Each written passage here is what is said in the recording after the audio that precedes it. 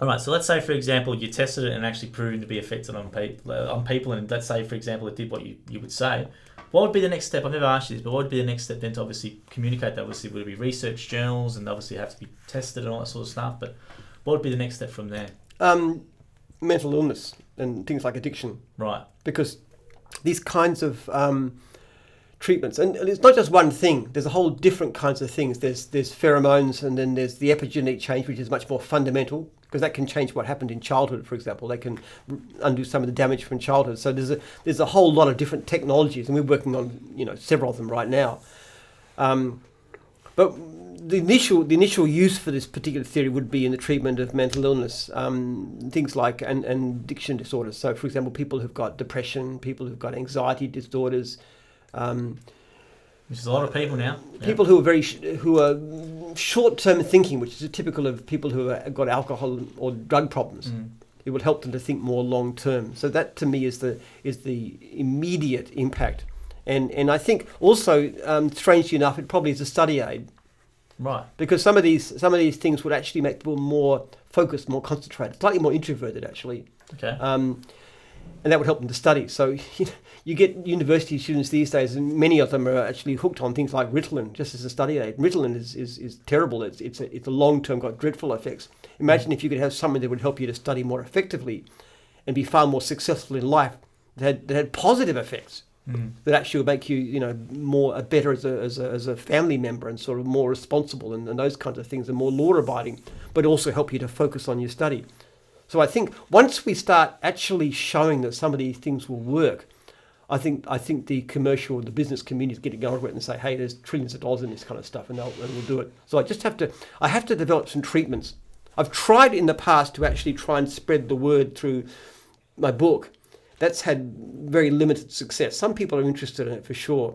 Now I have to develop treatments that can show that some of this stuff will work. And as soon as we show this much effect, the funding will come and you'll be able to achieve this. Because the changes we're talking about, these aren't difficult. To actually cure world poverty in some sense will be like a rounding error on what's now the aid budget. Because you're looking at the fulcrums, not the effects, but the actual reason why. And something like a immunization program would be all it would require to change people's character dramatically once we understand what's behind it. All right, so welcome to another podcast episode with Jim Penman, the founder and CEO of the Jim's Group. Now, for those of you who don't know, who might know, Jim has a PhD in history, which some people do find very surprising. And obviously, Jim, with his PhD in history, he thought, well, let's ask him a bit about history and what is his favourite period in history and why? My favourite period in history is the classic age of Greece, which is not surprising because it's so many people's. The one book more than anything else that changed my life was reading the Peloponnesian Wars by Thucydides, which is the story of the struggle between Athens and Sparta at the end of the 5th century BC, which is an amazing book in itself. It's an incredibly modern sounding book, and it's different from anything that's ever been written in the past. Herodotus to some extent, but it's an amazing book. But it's also a fascinating story about Athens and this amazing civilization, this amazing culture that they had, and the way it was defeated and taken down. And even though Thucydides was very critical of his own state, in fact they exiled him for some period of time, quite unfairly from the sound of things.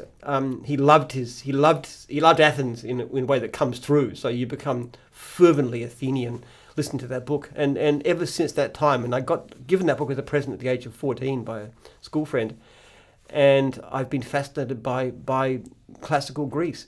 And the thing about it was, this was a relatively small civilization. Athens in particular had a few tens of thousands of citizens. It wasn't a big city at all. I mean, you could fit it into a minor Melbourne suburb. It's nothing. But the actual advances that took place in a period of like 100 years were extraordinary, and 2,500 years later, the echoes of that amazing period are still with us.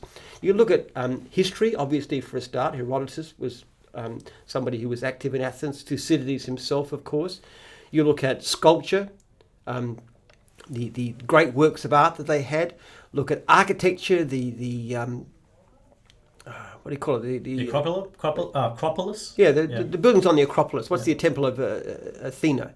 I forget the name of it. You look at even the manufacturers. They had this beautiful vases, these red figure vases in red Attic clay, which were just painted with black. But they're artistically brilliant. And these weren't works of art. This was just stuff that people used to make in workshops to export all over the Mediterranean world.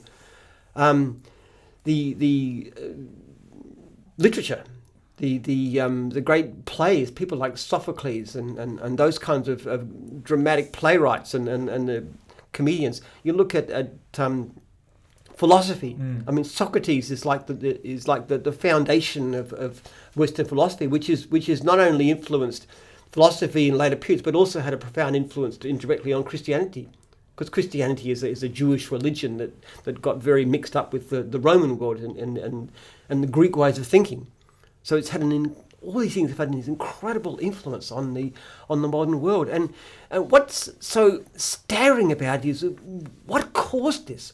How could this moderate-sized town, by modern standards, this few suburbs, this place the size of Albury-Wodonga, produce this cultural explosion that's lit the world brilliantly ever since?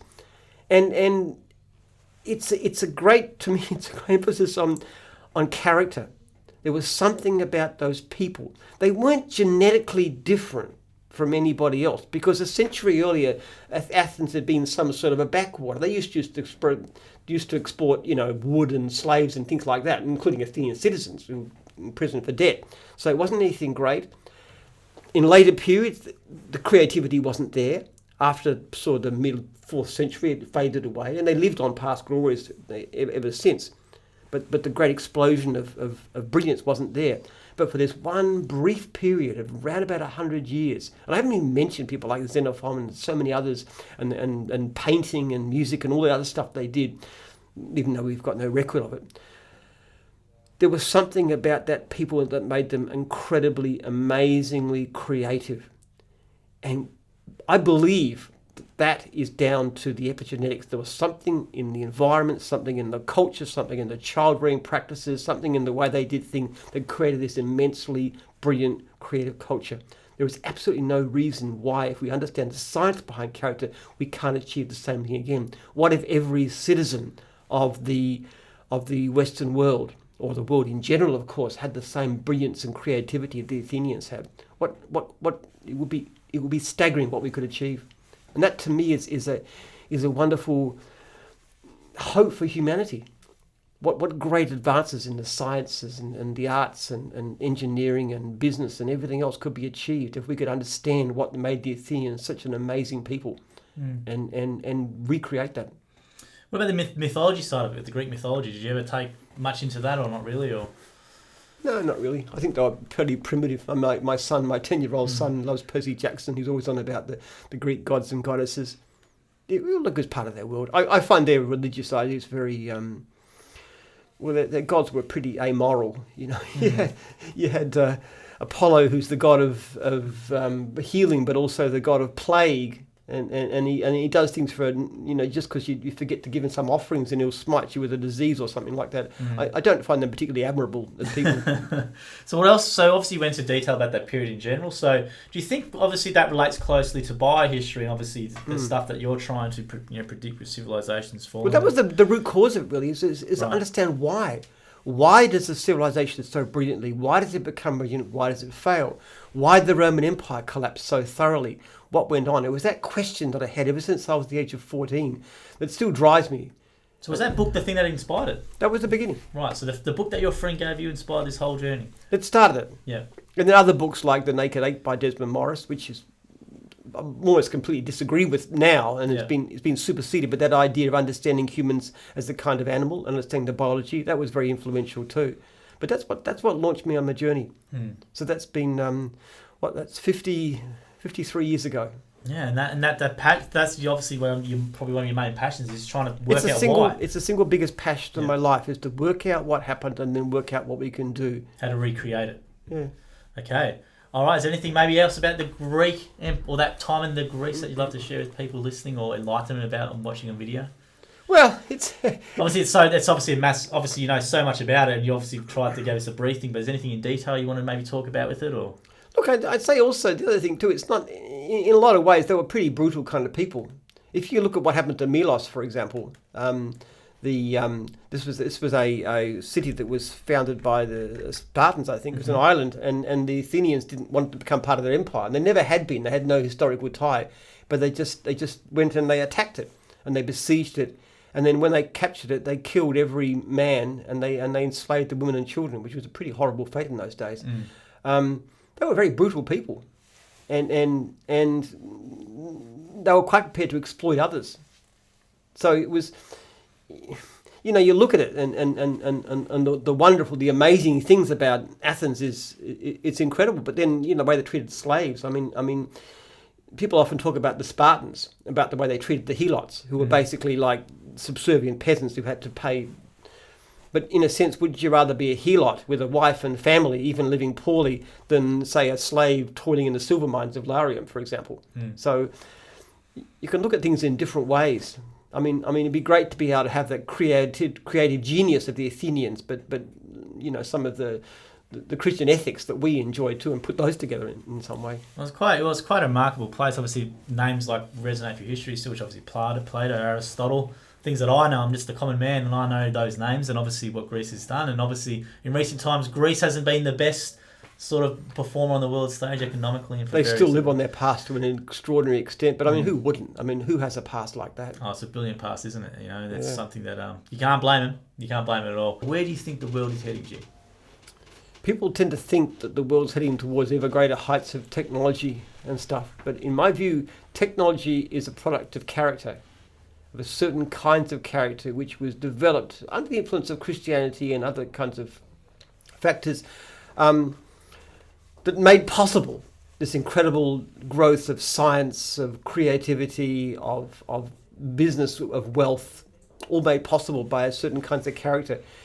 Now, what people are not recognizing now is that even though technology continues to advance, we're losing the character that made it possible, and which is why productivity is no longer rising. Even though there are more and more advances in science and more advances in engineering and technology and computers and everything else, productivity is rising because our character is going down.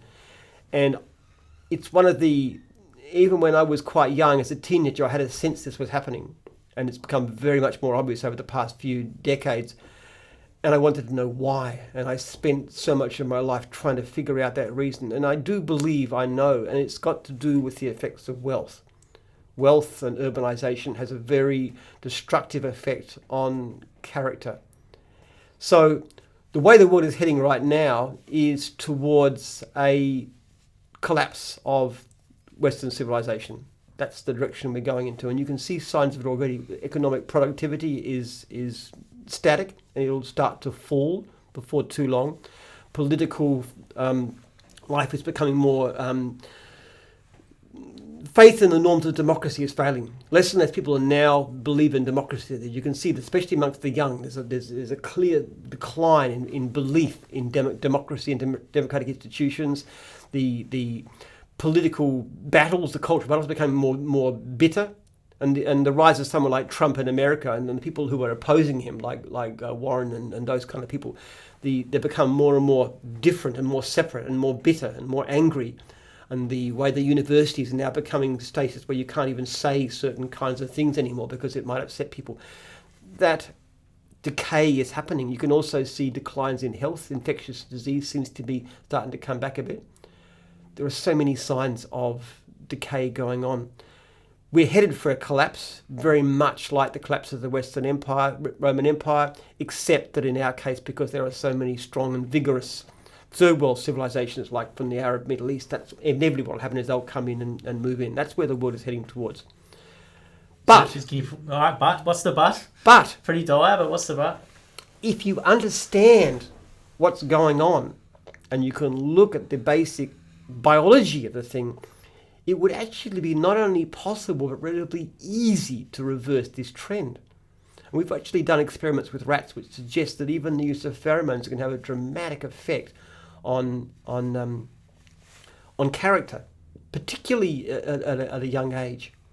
And in effect, we're at the crossroads of human civilization, in my view. We're at a time where we've got a choice, where we can actually continue to go into this slide. And once we go down, we're not going to come back for various reasons. You won't get another rise of a Western type civilization. And there are reasons that are described in biohistory that's not going to happen. So you're going to get a decline towards a impoverished mass peasant society. That's in a sense where we're headed to.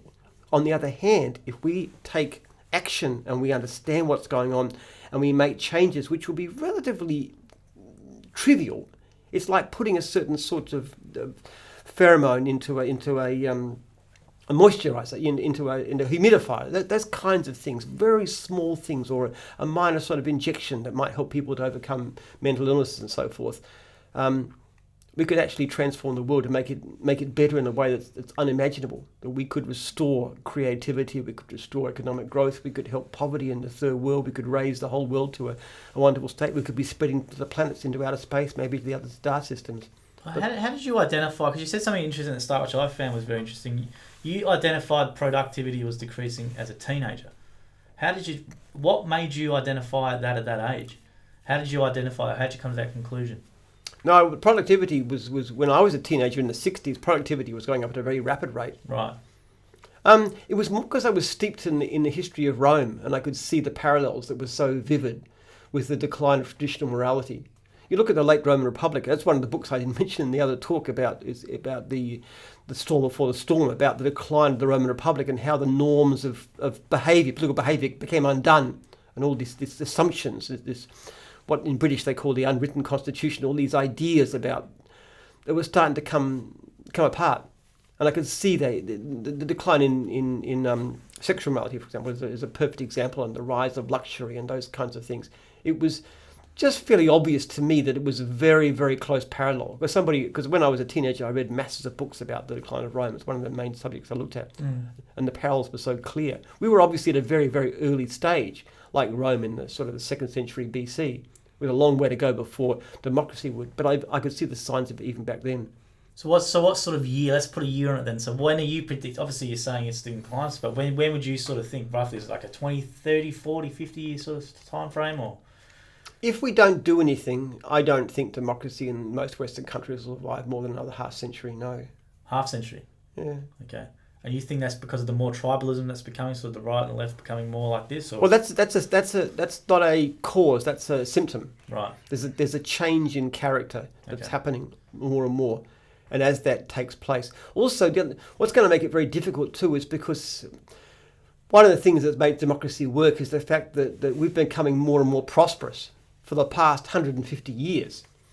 And in a sense, that tends to create social cohesion, because even people who are relatively poorly off can see themselves getting better than their parents were, and then their children are going to be better off still. So that rising thing gets people to feel happy. What happens when that slows and goes into reverse? You're going to have a lot of people, especially the less well-off people, who are feeling more and more marginalised, and the kind of people that people like Trump appealed to in America, and more and more of these populists are going to turn against conventional economic wisdom, and they're going to make things worse in trying to make it better. Yeah, it's quite interesting. Obviously, there's a lot of unrest at the moment in South America. Obviously, Chile is a recent one. I just got back from there, and I remember went on an Airbnb food tour guide, and it was quite interesting. I didn't know much about Chile, but it's very segregated by wealth. The closer you live to the Andes or to the mountains, you were wealthier, and the closer you live to the airport, that way you were poorer. Obviously, recently, if anyone's been watching the news in Chile, there's obviously a lot of unrest and a lot of riots happening at the moment, and there's a lot of right wing, like in Brazil as well. Their new president in Brazil is quite a controversial figure. So obviously, as you said, this thing seems to be coming up and up. But 50 years is a time frame. You reckon 50 years for democracy? Oh, it's only a guess. But the point of it is, what is democracy? And is Russia a democratic country? Good question. In some sense it is, because they have elections, which are probably not particularly, but then again, with the government controlling the media and there's a question of what democracy means in that particular sense. And look, in places like Turkey and so forth, you can already see that the democratic tide is starting to ebb.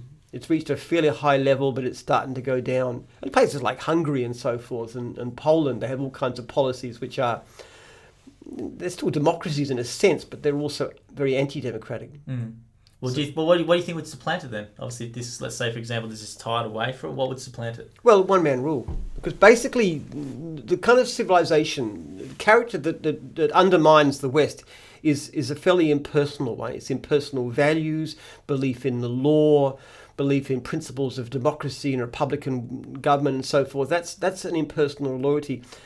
As this change take place, people become more personal in their orientation. It's like in the late Roman Republic, how you got steadily people who were prepared to follow their military leader rather than the norms of the Republic. Like when Sulla, for example, marched on Rome in about 90 BC, he was one of the first of the kind of dictators. Basically, all of his officers refused to go with him except for two. But when Julius Caesar marched on Rome, they all followed him because the tie to the individual has become much more strongly. So, and that's why the emperor became powerful, because it's a personal tie. And then, as ties became more and more personal still in the late empire, then even the emperor could no longer command support, and it was the local leaders and so forth who became more powerful.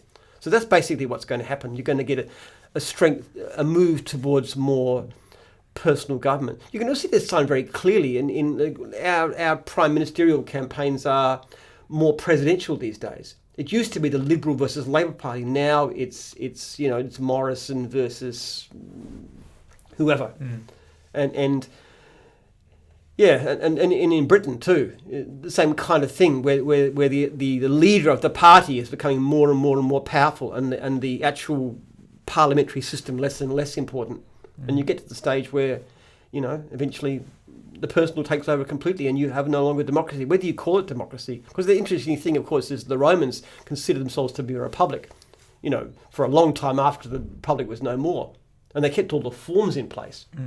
But in reality, after Julius Caesar, all the power was with one person.